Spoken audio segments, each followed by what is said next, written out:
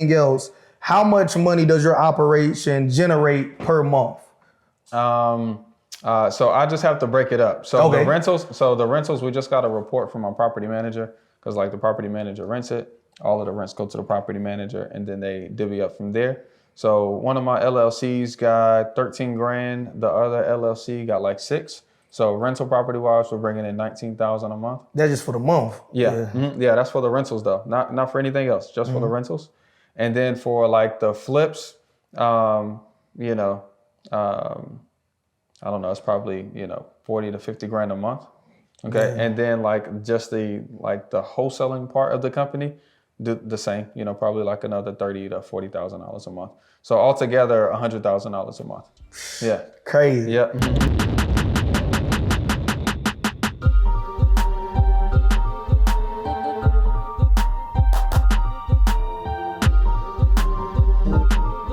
All right, Swan, so I got just a couple of questions. You guys let us know in the comment section if you guys want to see a complete video of this and whatever questions you have. But these are like the quote unquote conventional wisdoms that people say about real estate. And I notice you don't necessarily adhere to all of these gospels, if you will, right? All of these truths, all right? So the first question that I have for you is, why do you invest in 2-bedroom homes? Because people on the internet and people that invest in real estate say there's no value there. Everybody wants a 3-1, a 3-2 is ideal. But I see you actually invest in 2-bedroom houses. For sure.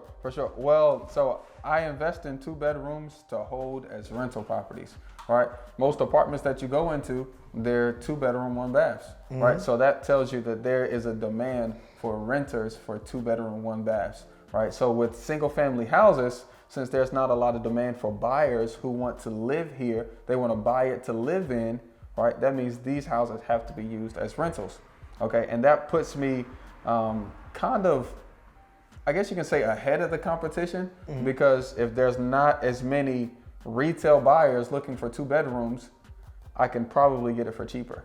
Okay. I can probably, get a better deal. I can probably pick up more quicker, faster, right? And then rent them out for more, because all of the 2 bedrooms, they're in apartments. One person on this side, one person on that side, up and below.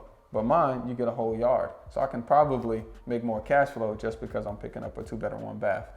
How much actual cash would somebody like me need to flip a house? It really just depends on your strategy. I know the way I teach it and the way I do it is I'm looking for a discounted property and I'm going direct to seller. So because of that, we don't really have to give any money up front. We can just put it on paper. We can put it on a purchase agreement that I'm buying a house for $40,000, but after it's fixed up, it'll be worth, let's call it $130. Okay. So now I can either go to somebody who has cash or wants to buy it from me and sell them the paper. So now they buy it. So I can sell them the paper for a fee. Let's call it $5,000. And then they actually buy it and I just get paid the fee. Or I can go to my private money guy who wants to invest with me or has money in a 401k that's only making 3%. I can buy his money for 10%. He can give me money to do the project, and then when I resell it, he'll get his funds back plus interest, and I'll have made 50 grand without none of my own money. So you don't need your own money. Yeah. So how much would I have to pay? How do you pay a contractor? How much do you? Yeah. How do we know how much we got to allocate? Yeah. So I'm always hunting for people that I need in my business. So it doesn't matter if it's students, employees, contractors, roofers, cleaners. I'm always looking for new people, so that way whenever I got a job, I can let all of these new people know. Okay. In particular, you want at least three different quotes from people, so that way you can say, okay, this guy is the lowest, this guy is the highest, this guy is the middle, and you can make your choice from there. So typically, I'm trying to not get the lowest. I'm trying to get that guy that's middle grade. And after I've done a couple, jobs with him, then I start thinking, how can I keep him as busy as possible? So like right now, I got my roofer down to $170 a square. People pay $225 a square, investors. So homeowners are paying $280 a square. So now me and him, we got such a good relationship. My investor friends that need roofs, I say, yo, let me know. I got a roofing company. I'll do your roof for $225 per square. And I'm not really doing anything. I'm just out here talking to buyers and sellers just like I normally do. And anytime somebody say that, I pass it along to him, provide him with more work, and I'll make a fee for it. So, but anytime you're dealing with contractors, always get 3. And after you find the right contractor, now your job is to keep them busy. So, and are you working 8-hour days? Oh no, not at all. Yeah. Not at all. We've been together for the last 4, and this is kind of how my day is. So, like yesterday, I got up with the family, took the kids to school. Had a couple meetings with the team, made a few phone calls to private money guys, made some text messages. 11 o'clock, I was at the barbershop for like an hour, and then I had a couple meetings right after that, and then I had some Zoom calls with some of my coaching students. And then I was at home, probably like 4. Yeah. It's just different now, because if I didn't want to do anything else, I mean, I probably could work 2 hours out of the day, but I choose to go pick up materials, to go check on the contractors. If we get a work order in from one of the tenants that complains about something, depending on what it is, I'll go look at it before the maintenance guy, because I might want to, instead of just putting a little Band-Aid on it, I might just want to put tile up. Okay. You know what I mean? And that wouldn't impact your income if you say, hey, I just want to go on vacation for a while, so I'm going to reduce it down to 2 hours a day. Yeah, so we were in Texas. We were in Seguin for a week and a half, okay? And I really enjoyed it. Okay, and the day that we left, probably a couple hours before we got on the flight, we actually had that conversation, me and my wife. It says, hey, look, babe, can we not get on the plane and just stay here for a month? And essentially, no, we can't. Okay, we couldn't just do that. Could we stay for another week and make it work? Yes. Offers go out, so leads come in automatically without me. Offers go out automatic without me. But it's the actual execution of, okay, great, now we got a deal on the contract, now what? You know what I mean? That's when I come in. I come in when we actually have a deal. Okay. So for a lot of people that's just starting, they're pulling the list, they're scrubbing the list, they're cold calling, right? They're qualifying the sellers. Then they get it on the contract and they're doing everything else after that. I just come in after my team gets it under contract. So yes, I have half of it automated, but the rest of it, I actually do that. So at this time I couldn't, and right now I'm kind of enjoying it. I like doing this part. And as you can see, if you haven't, like you said, the white with the black, I do that every time because that's what I like doing. The light fixtures, you might not notice, but I do the same stuff every single time. In Law Street with the exposed brick. So I like doing this part. I get enjoyment out of it. Probably at the beginning of this year, I was going through a little burnout. You know what burnout is, right? Yep. Everybody does it. I was going through a little burnout, okay? Yeah. And what I did was, I got this from my mentor. He said, write out everything that brings you joy, put it in one column that you do for your work. Everything that brings you joy. And then everything that displeases you, put it in another column, okay? And so one thing that brings me joy, even though it doesn't necessarily make me more money, is doing this. I like actually seeing the whole process of changing the community. I like being in the community. The neighbors know what's up. There's a black guy that owned that across the street. I like going out and talking to the tenants and letting them know I care about them, and we about to fix this joint up. I got you. I like that. Even though it doesn't necessarily make more money, it brings me happiness. So I choose to do it because, that's what's gonna keep you going. You can get paid, $100,000 a month and be miserable in your own skin, and that's not gonna help. So, so that's why I do some of these things like this. Yeah. Oh yeah, man. Yeah.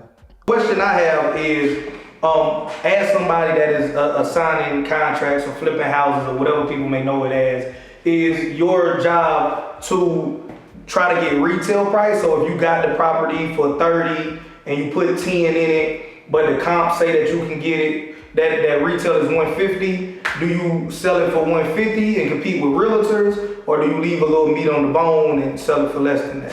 So it just depends on your strategy, okay? So me personally, you know, I'm an investor. I do this full time. And honestly, I always have money moving.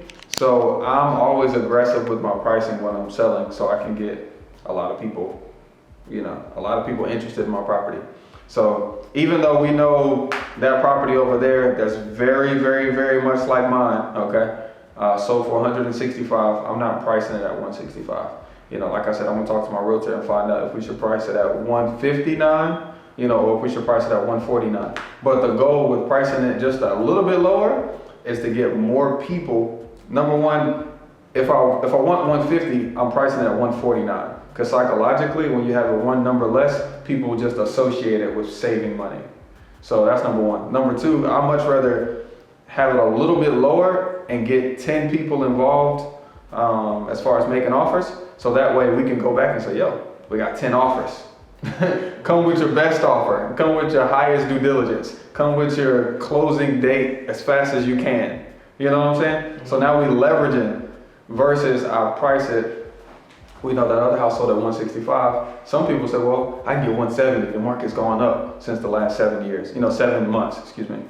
But then what if it sits? Now you gotta drop the price. Now the buyers that come in have leverage on you. Well, you dropped your price. Why did you drop your price? And then you gotta tell them why. And that is, no. I'd much rather get as many people to the party as possible so I can charge more. I'd rather hold that line at the door and I start jacking up my prices like I'm a security guard at the club. So you say I don't need cash, but you'll have to have good credit. Nah, no credit. Because like I said, we're going direct to seller.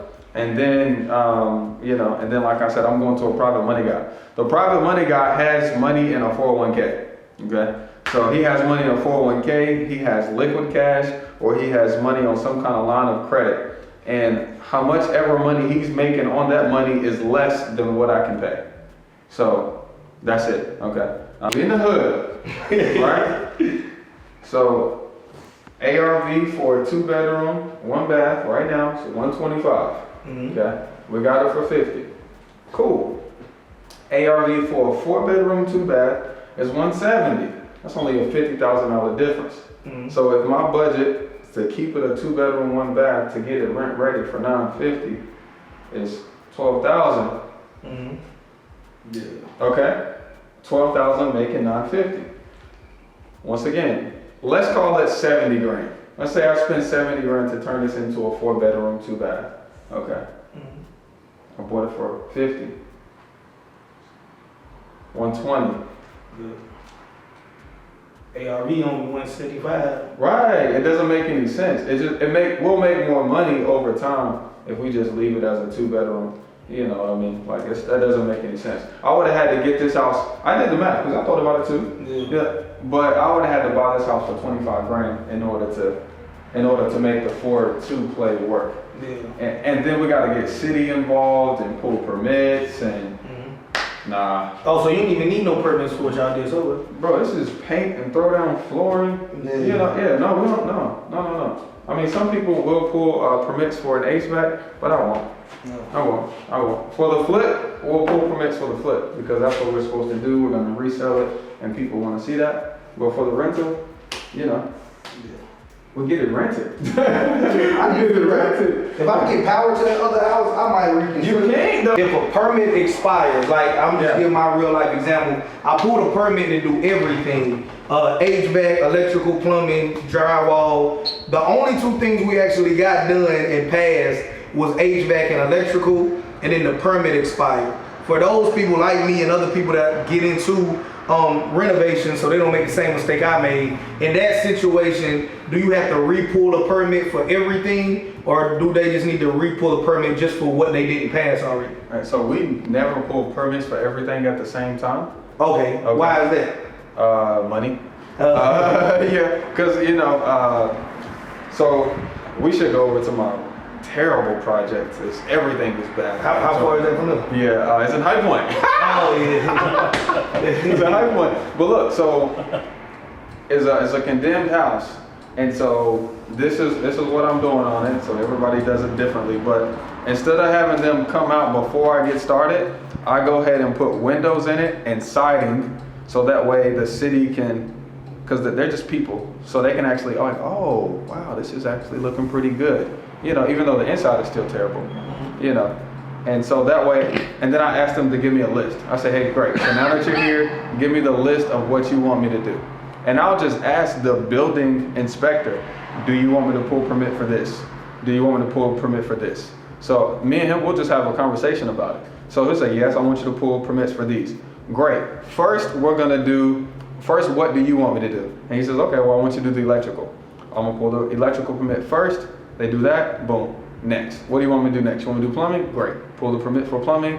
We pass the plumbing inspection, next. So I never pull them all at the same time because that's just not how contractors work. You're never gonna get all the contractors there at the same time, and nobody's ever gonna be done at the same time, So yeah, I have an order. I try to stick with that order. You just start asking them about order, because some people most contractors don't like to be in here with other contractors. I don't know if you know that. They don't like that. I don't know why they don't like that. So typically I'll have the paint. When I first buy a house, the first thing we do is demo, okay? Trash out and demo. Next, we do the rough end electrical, okay? Next, we do the HVAC. Next, we do the plumbing. And then next, we level out any of the floors, okay? And I got that pattern from my contractors because I was just saying how, because they're smarter than me. They've been doing it longer than I have. So let me just ask them. And so that's part of our, SOP now. 100% the problem that I had. Yeah. That in my mind, inexperience, so this is not based off of any knowledge, right? This is just, as a newbie, no experience, in my mind, okay, I'm gonna pull all the permits, I'm gonna have all the guys come in and work together, and the electrician gonna do his thing, while the plumber do his thing, while the HVAC guy do his thing. We'll all be finished in 2 weeks. I can get all of this inspected, and then my house is pretty much done. Then everybody can finish, and we done. But yeah, in real life, it doesn't work like that. Like, just waiting on materials alone can set somebody back 2 weeks. Windows right now, we're back on Windows 4 months. So it's just like, why would you pull a permit when you just ordered the windows? You're not gonna be here for 4 months. Yeah. It's no need to.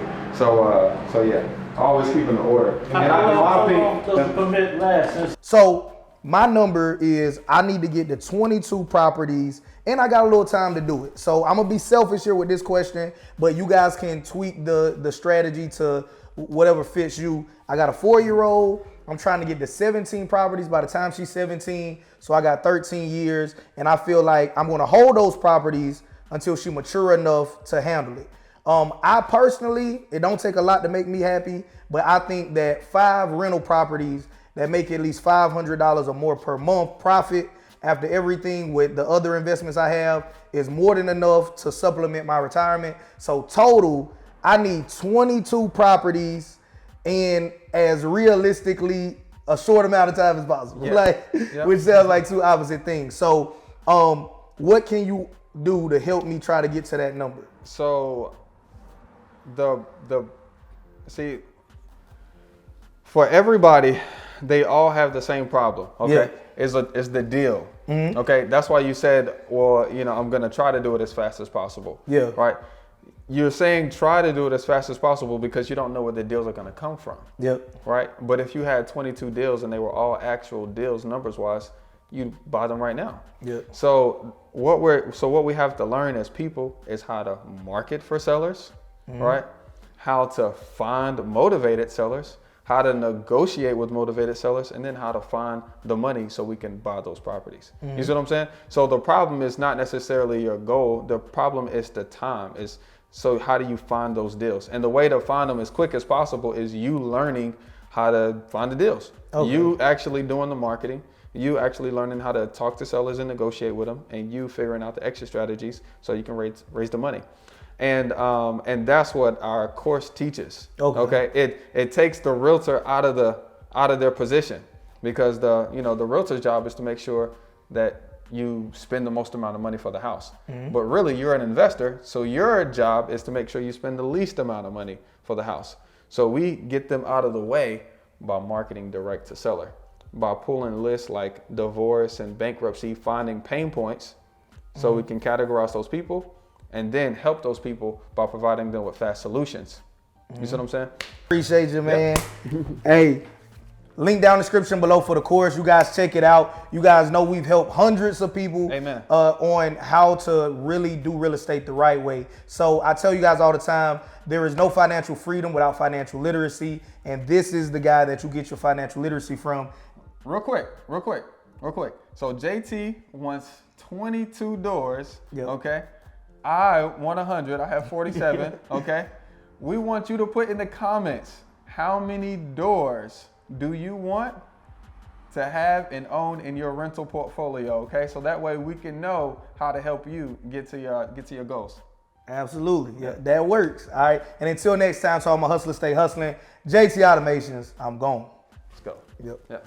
And no offense, but I'm gonna be honest with you. We went to one of your properties and we was walking through it. You said, hey, I'm not even gonna level the floor, this a rental. And the traditional wisdom that is not really wisdom because I'm a newbie, but I hear a lot of people say when you go into a house and renovate it, you wanna make it look really nice, almost luxury, but just what's in your budget. And you don't want to just go with the bare minimums. Not saying you go with the bare minimums, but why do you not think about leveling the floors and putting in smart lights and all the bells and whistles that we see on HGTV and they rentals? That's for sure. Yeah. So like number one, I provide safe, affordable housing.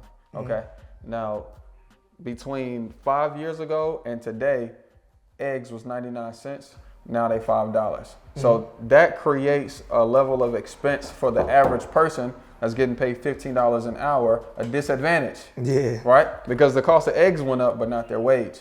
So who's going to cater to those people? Who's going to have affordable housing? Right? Who's going to have like a good house that people can actually raise a family in? People can come and put the Christmas tree up and family can come have a cookout. Right? If everything is extremely nice and extremely expensive. So that's where I fit in, right? So I buy in quote unquote our neighborhoods and I make them nice to better standards than what they are. And so I can rent them out, at market rents that are affordable. Not necessarily, I see some 2-bedrooms that are going out for like $1,400. My 2-bedroom is $950. And so I don't need to overspend, to get the kind of tenant that I'm looking for. I don't need to overspend and remove all of my equity out of the property either. Because the more equity we have, the sooner we can pay it off and the sooner we can own free and clear. And of course, the more we can leverage with equity. So. Oh, yeah. All right, this is the last question I have for you, right? I know I said I had one more question, but this is my for real last question.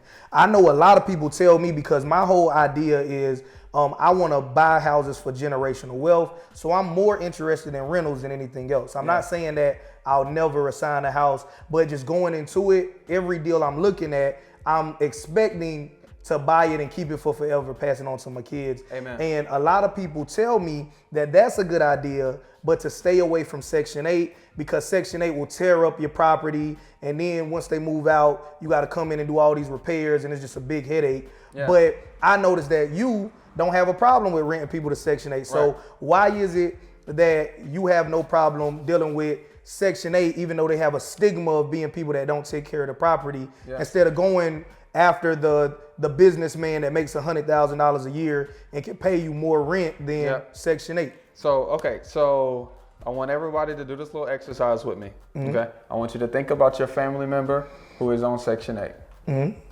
How long have they lived in their Section 8 house? The cousins I know, it seemed like for forever. Forever, okay? Forever. Yeah. So isn't that the goal of having a rental property, is having the same person live there over and over and over and over again for 10, 20 years? At least till their kids get grown. Yeah. Because anytime I do a turn, anytime I have to move somebody out and I have to rehab the property again, I'm taking profit out of the property now because now I got to rehab it again. But if they can stay for 10 years, we're gonna probably make more money. So that's one big reason why I like renting to Section 8. Now all of them aren't Section 8 because there's a balance, but at the same time, I want somebody that's gonna be there for a long time. Okay. And now it's a myth that Section 8 tenants are bad. Okay. People are bad. Okay. It's not Section 8. Okay. But there's a little clause in your Section 8 lease when you sign as a landlord, right, that of course you're going to take care of the property, but also the tenant is going to take care of the property. So if you're doing your job, if your property manager is doing their job and they're taking pictures when the tenants move in, right, if there's a hole in the wall and you have pictures, you can show the Section 8 office that, hey, this person punched a hole in the wall, and they'll require them to fix it in a certain amount of time. If they don't, they'll remove them from the Section 8 list, get them out of the house for you, and continue to pay you until they get someone else in it. Oh, so that's a man, I want them to tell my house right. now. So don't think about Section 8 as Section 8. Think about Section 8 as a partnership with the largest government, in your country. You're partnering with the government. So that's like one of the largest partners you can have. That you can have. So that means if you partnering with God, that means your funds are unlimited. So the same thing with partnering with the government. They have so much money. If they run out of money, then they print it. They're gonna make sure you got some. Yeah. So that's why longevity, and then of course consistent pay. Yeah. All right. Hey. What do I have to do to be a landlord? For Section 8, or you talking about in general? Just in general. I'm gonna re-ask it because I got the mic. All right. So what do I have to do to be a landlord? Once again, all you got to do is find a good deal. Okay. Now you can find the expensive deal and rent it out, but I find that rents don't really keep up with housing prices. So once you get past $100,000, it's kind of hard to justify. Okay. So in order to be a landlord, you need to find a house deal. So this is what you can do right now today. Okay. Jump in your car, make sure you got some gas, you're not on E. Drive around, okay, probably let's call it for a whole 30 minutes. Okay. And you want to look for distressed properties. Okay. It don't have to be all the way distressed. It don't have to have a hole in the roof. The gutter could just be hanging down a bit. Maybe the person doesn't have blinds so you can see all the way through the house. Maybe there's a code violation sign on the door for high grass. Any little small thing that shows you that there's some kind of financial distress. If there's chipping paint, right? If there's a piece of missing siding, the broken window, something like that. Okay. Download the Deal Machine app. Deal Machine just allows you to find the owner super quickly. Okay. Click on the property, shows you the owner name. With another click of a button, you can get their phone number. And then next, I want you to send them a text message. The text message to the exact word should be "great day!" ! They're going to respond with, "Hey, who's this? I'm having a great day. Who's this?" Tell them who you are. Ask them if they'll consider selling. If they say yes, you can get that property under contract. Okay. Now, as far as the money part, there's several ways you can get money from other people, from the banks, from credit cards, from equity lines of credit, all kinds of ways. But essentially, you're going to use those funds to take down the property, so that way your exit strategy can be to rent it out over time. And as the landlord, your responsibility is to keep the property up good so you can get great rents. All right. Yep. You good, Unc? Good.